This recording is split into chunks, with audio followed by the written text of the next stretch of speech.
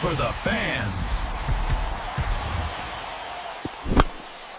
The glory for the pinstripes. All right, Yanks Nation, listen up. Welcome back to Yankees Fan Central, your number one spot for real news and analysis straight out of the Bronx. I'm your host, and the hot stove isn't just warm, it's burning. We've got a lot to cover today, and it's a piece of news that mixes strategy, risk, and a potentially massive payoff. We're talking about a move that could redefine our rotation for years to come. We all know the Yankees are facing an absolutely critical winter. Last year was unacceptable. The evil empire looked more like a failing state. The priority, of course, has been the offense. I've been talking about Cody Bellinger for weeks. As MLB insider John Heyman pointed out, Bellinger offers something other big names like Kyle Tucker don't. Elite defense in center field and first base, and most importantly, no qualifying offer attached. That is critical for Brian Cashman. But while Bellinger is the shiny piece we all want to see hitting that short porch, the real crisis, the real panic I'm hearing from my sources within the organization is the pitching rotation, and this is where it gets serious. We got the official update, and it ain't good. Garrett Cole, our ace, our rock, who we lost for all of 2025 after Tommy John surgery, will not be ready for opening day. Aaron Boone confirmed that while Cole is on schedule, he just won't be wrapped up for a real game. That is a massive blow, but wait, it gets worse. Clark Schmidt, who also went under the knife for the same surgery back in July, isn't expected to be available until the second half of 2026, if we even see him that year. Folks, our rotation is in shambles. We cannot rely on Rodon and Nestor Cortes alone to carry the load. We need arms. And that's why the name I'm hearing buzzed about most insistently on the trade market is a fascinating one. Sandy Alcantara from the Miami Marlins. Yeah, I know what you're thinking. But he's coming off Tommy John too. And you're right.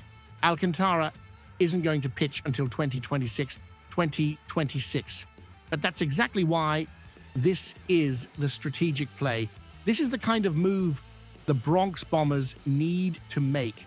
Jim Bowden over at The Athletic flagged this perfectly. Alcantara will be another year removed from surgery when he returns, which statistically boosts his chances of returning to Cy Young form. And here's the kicker, the contract. The Marlins have a buyout option on Alcantara for 2027, meaning he is under team control for the next 2 seasons after he returns. He's got a $56 million deal that, for a Cy Young winner, is a steal. The Marlins are in full-on sell mode. The Yankees have the prospects to get this done now before he steps on a mound and his price skyrockets. Think about it. The Yanks acquire him, oversee his final rehab, and get him ready for 2026. This is a long-term play that solidifies the top of the rotation. Now, I know what the bleacher creatures are screaming at their screens. We need help now. We need Bellinger. We need Max Fried. And I agree. This isn't an either-or situation. The Yankees can't choose between fixing the rotation or the offense. They have to do both. The Alcantara news is the strategic move, the chess play. The pursuit of Bellinger is the immediate necessity.